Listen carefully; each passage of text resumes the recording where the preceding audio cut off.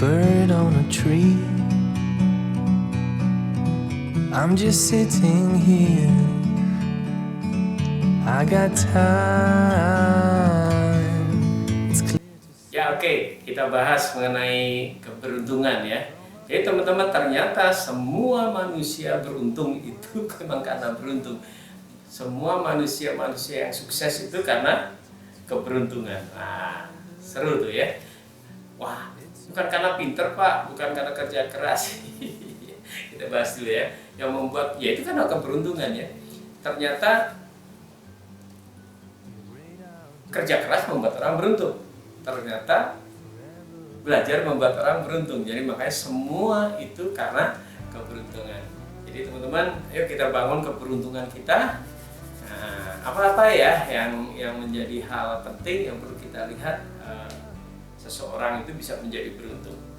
Siapa yang menurut Anda orang beruntung? Nah, misalnya Raffi Ahmad beruntung ya. Raffi Ahmad itu dulu pernah naik kereta ke Bandung, ada orang antri kalau buru-buru banget, antrian panjang, ada yang nepuk dan maksimal 2 gitu. Boleh nggak nitip? Karena kebaikan dia, ya boleh dibeliin. Karena dibeliin ternyata duduknya ada di bangku yang sama kan, bisa ngobrol. Ternyata orang yang ditolong itu orang TV dan membuat dia masuk ke jalur TV lebih baik, lebih lancar karena keberuntungan. Betul ya? Mark Zuckerberg pernah mengundang 5 temannya untuk meeting mengenai opportunity Facebook gitu ya. Awal-awal kan waktu itu belum ada gitu ya. Wah, ini ada sosial media yang akan dia develop.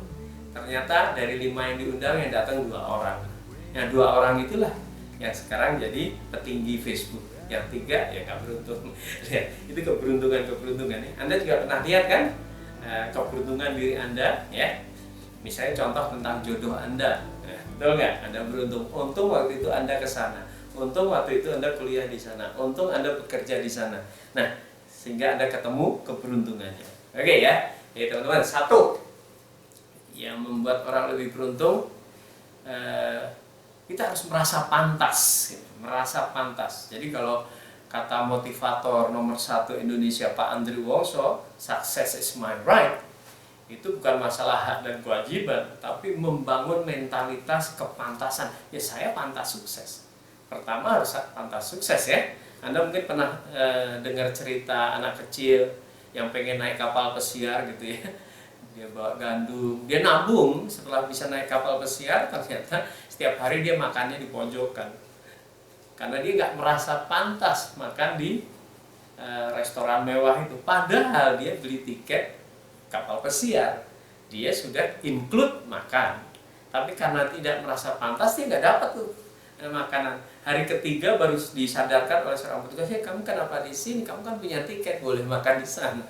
Tuh, lihat. Jadi success is my right itu bagus banget ya. Jadi kita merasa pantas beruntung, kita merasa pantas di hal itu.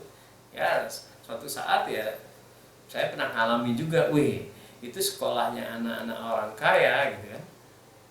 Tapi ya saya merasa ya pantas aja kita sekolah di sana, ikutin tes, merasa pantas, akhirnya nyampe. Nah, suatu saat saya lihat sebuah komplek perumahan karena rumah saya banjir juga, saya juga pantas tinggal di situ, alhamdulillah nyampe juga. Artinya merasa pantas itu jadi penting mentalitasnya. Jadi kalau Anda pengen beruntung, keberuntungan apa yang ingin Anda capai? Apakah jadi manajer, apakah jadi direktur, apakah jadi pengusaha, Anda pertama-tama bangun merasa pantas dulu. Saya merasa pantas dan kemudian memantaskan diri ya, membangun harapan, optimis, itu yang pertama.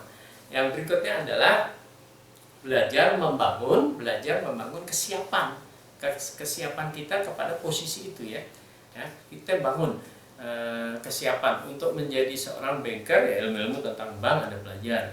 Seorang ahli pajak, Anda belajar soal ilmu pajak. Marketing, Anda belajar ilmu marketing. Pengusaha, Anda belajar ilmu mengenai entrepreneur.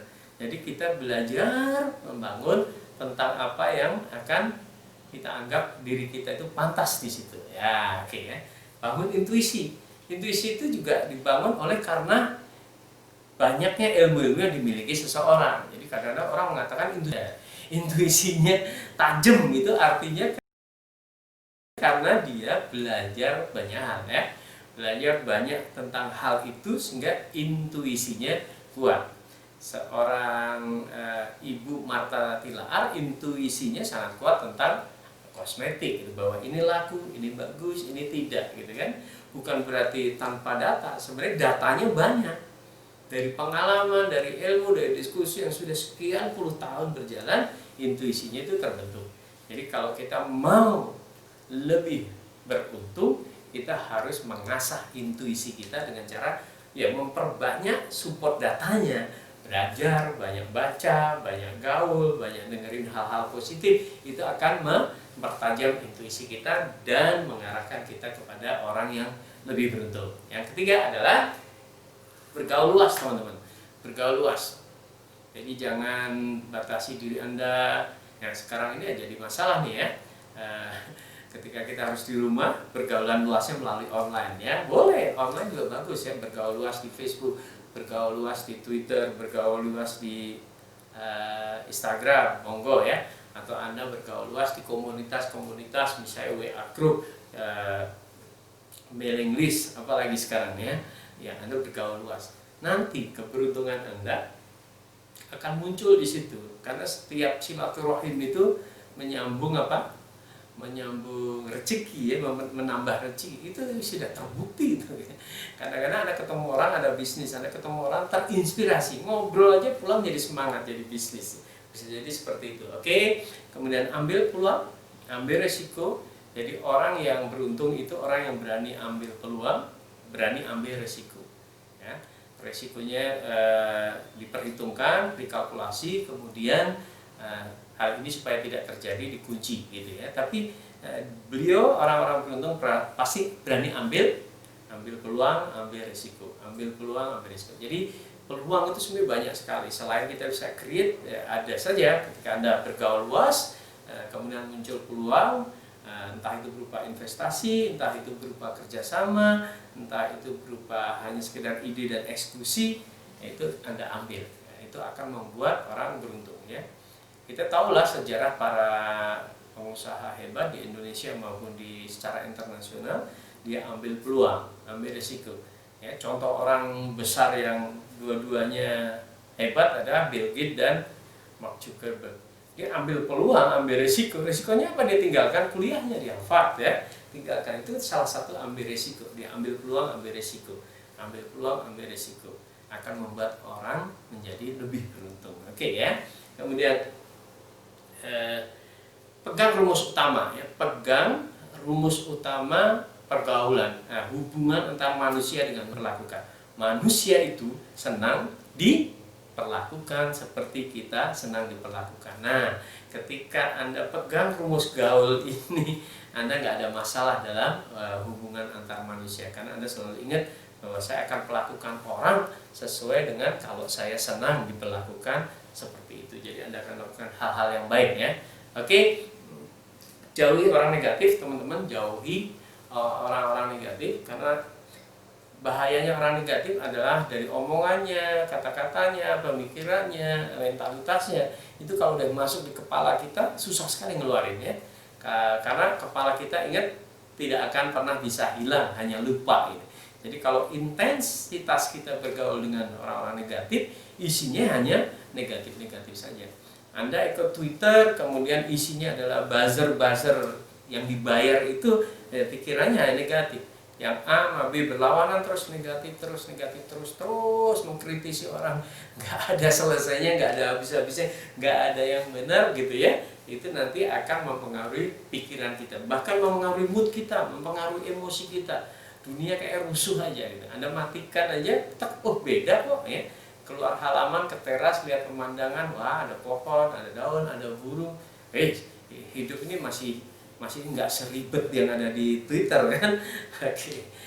Ya maksudnya follow hal-hal yang mungkin tidak terlalu merusak pikiran kita, tidak terlalu menghabiskan waktu kita supaya lebih produktif, sehingga Anda ketika jauh dari orang-orang negatif akan jauh lebih beruntung ya.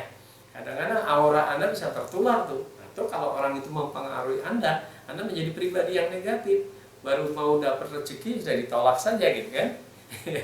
Karena orang itu nggak sadar ketika Anda ngomongin orang dengan cara negatif, orang yang ngasih peluang bisnis kepada Anda merasa, wah saya nanti juga akan diomongin seperti itu oleh orang ini. Oke ya, jadi paham, lebih baik bergaul dengan orang positif. Action teman-teman ya, action. Yang berikutnya itu action itu membuat orang beruntung. Bukan ilmu ya, ilmu kalau masuk doang kan nggak dilakukan apapun ya, nggak ada perubahan apapun. Jadi harus ada tindakan, action. Nah, setiap tindakan baik itu selalu ada domino efeknya kebaikan. Setiap kebaikan ada domino efeknya kebaikan. Ya, action. Anda bikin proposal, ada domino efeknya. Anda bikin penawaran, ada domino efeknya. Anda upload produk tertentu yang ingin Anda jual, ada domino efeknya. Walaupun mungkin nggak laku, orang tahu, oh si ini bisa bikin website, oh si ini bisa bikin masakan apa, misalnya cake, ya, kue tar, es krim. Nah, jadi walaupun belum laku pun orang sudah kenal. Nanti suatu saat dia butuh akan menghubungi Anda. Jadi action itu selalu ada domino efeknya. Nah, ada survei yang menarik kan, orang-orang ketika ditanya, orang-orang senior, sepuh gitu, apa yang Anda sesali dalam hidup ini, ternyata yang disesali rata-rata mayoritas adalah hal-hal yang tidak dia lakukan. Jadi yang dia sesali adalah hal-hal yang tidak dia lakukan. Jadi nggak pernah orang menyesali yang pernah dia lakukan.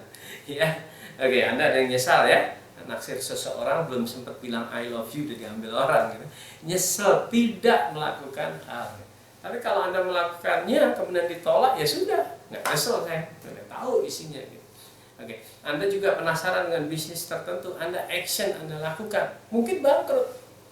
Itu lebih tidak bikin orang nyesel. Wah, saya tahu dulu bangkrut, malah jadi pengalaman, jadi pembelajaran, jadi ilmu gitu. Terus tidak penasaran lagi. Oke, tapi ketika tidak lakukan, orang tuh jadi nyesel, aduh harusnya saya dulu. Nah, oke ya, ingat ya, orang mayoritas menyesali hal-hal yang tidak dia lakukan. Jadi action membuat seseorang menjadi beruntung. Oke, kemudian berikutnya, oke, sebagai penutup ya, yang membuat orang beruntung, sebagai kita manusia yang punya Tuhan, bertakwa ya, bertakwa. Takwa membuat orang beruntung. Kalau Anda bertakwa pasti ada jalan keluarnya ya. Saya punya nih ya.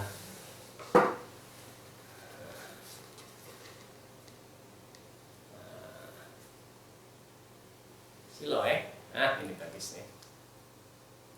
Nah.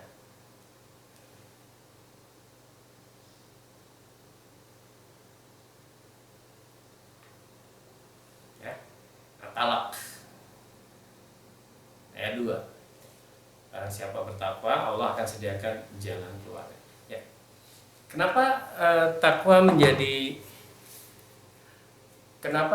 menjadi keberuntungan seseorang? Takwa itu kan kira-kira gini, lakukan hal yang benar, tinggalkan hal yang salah. Lakukan hal yang baik, tinggalkan hal yang buruk. Ya. Jadi teman-teman, keberuntungan Anda jauh akan melejit, melesat ketika Anda pegang prinsip ini, atau ketika Anda sebagai orang yang bertakwa. Lakukan hal yang benar, tinggalkan yang buruk. Jualan harus jujur, jangan curang. Nah, Anda akan beruntung kan ya. Nah, kerja harus rajin, jangan malas. Nah, Anda akan beruntung. Rajinlah belajar, jangan malas belajar. Anda akan beruntung. Betul ya. Tolonglah orang lain, jangan disiksa orang lain, jangan jahatin orang lain, Anda akan beruntung. Clear ya? Jadi ini senjata yang paling mantap, paling dahsyat, dan itu sudah banyak proven, terbukti. Ketika Anda ingin membangun keberuntungan Anda, jalan yang ini, takwa itu benar-benar hebat ya, benar-benar hebat. Karena Anda akan melakukan hal-hal yang benar, Anda akan melakukan hal-hal yang baik, Anda akan meninggalkan hal-hal yang buruk, Anda akan meninggalkan hal-hal yang jahat. Itulah jalan keberuntungan Anda. Oke, teman-teman, mudah-mudahan ini memberi inspirasi Anda semakin sukses, semakin bahagia, semakin bermakna. Thank you. Silahkan share video ini ke teman-teman Anda. Mudah-mudahan ada yang terinspirasi dan Anda mendapatkan kebaikannya. Oke, bye-bye.